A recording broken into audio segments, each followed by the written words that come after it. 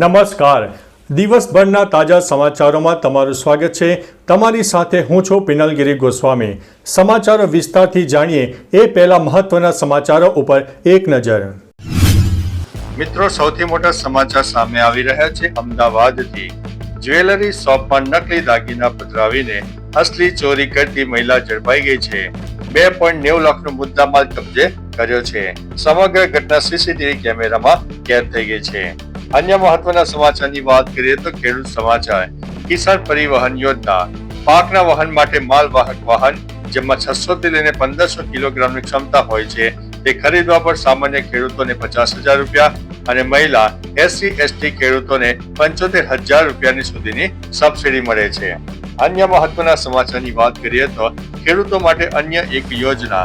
પ્રાકૃતિક ખેતી માટે સહાય. પ્રાકૃતિક ખેતી કરતા ખેડૂતોએ બાયો ઇનપુટ રિસોર્સ સેન્ટર બનાવવા માટે 60,000 રૂપિયાની સહાય આપવાની યોજના અમલમાં છે. અન્ય મહત્વના સમાચારની વાત કરીએ તો ટ્રેક્ટર યોજનાની. ટ્રેક્ટર અને ખેત ઓજાર સબસિડી. રાજ્ય સરકાર દ્વારા નાના અને સીમાંત ખેડૂતોને ટ્રેક્ટર ખરીદી પર 1 લાખ સુધીની સબસિડી અને અન્ય સાધનો પર 40 થી લઈને 60% સુધીની રાહત આપવામાં આવી રહી છે.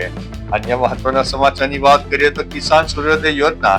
ગુજરાત સરકારે જાહેરાત કરી છે કે 1 માર્ચ 2026 થી રાજ્યના તમામ ગામડાઓમાં ખેડૂતોને ખેતી માટે દિવસે 100% વીજળી આપવામાં આવશે. અત્યાર સુધીમાં 17,000 થી વધુ ગામોને આવરી લેવાયા છે. અન્ય મહત્વના સમાચારની વાત કરીએ તો તાડપત્રી સહાય યોજના 2026. આઈ ખેડૂત પોર્ટલ પર તાડપત્રી ખરીદવા માટે 1875 સુધીની સબસિડી માટે અરજી પ્રક્રિયા શરૂ થઈ ગઈ છે. ખેડૂતો ઓનલાઈન ફોર્મ ભરીને આ યોજનાનો લાભ લઈ શકે છે. અન્ય મહત્વના સમાચારની વાત કરીએ તો પીએમ કિસાન યોજનાનો 22મો હપ્તો ક્યારે?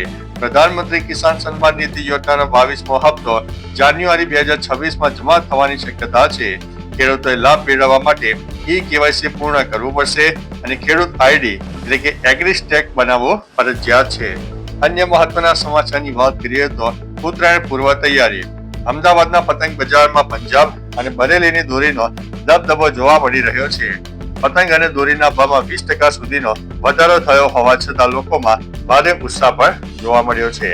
અન્ય મહત્વના સમાચારની વાત કરીએ તો વિમાન દુર્ઘટના. ઓડિશાના રાઉરકેલામાં એક ચાર્ટર પ્લેન ક્રેશ થયો છે. વિમાનમાં 9 લોકો સવાર હતા. પ્રાથમિક અહેવાલ મુજબ તમામ સુરક્ષિત હોવાનું જાણવા મળી આવ્યું છે. અન્ય મહત્વના સમાચારની વાત કરીએ તો હવામાન વિભાગની મોટી આગાહી. ઉત્તર ભારતમાં કોલ્ડ વેવની અસર વચ્ચે ગુજરાતમાં પણ ઠંડીનો પારો ગગડ્યો છે. હવામાન વિભાગે આગામી દિવસોમાં રાજ્યમાં હજુ પણ વધુ ઠંડી પડવાની શક્યતા વર્ણવી છે. ચાલો મિત્રો, ફરીથી દેશ અને દુનિયાના ટૂંકમાં સમાચાર લઈને મળતા રહીશો. ત્યાં સુધી અમને રજા આપશો. નમસ્તે.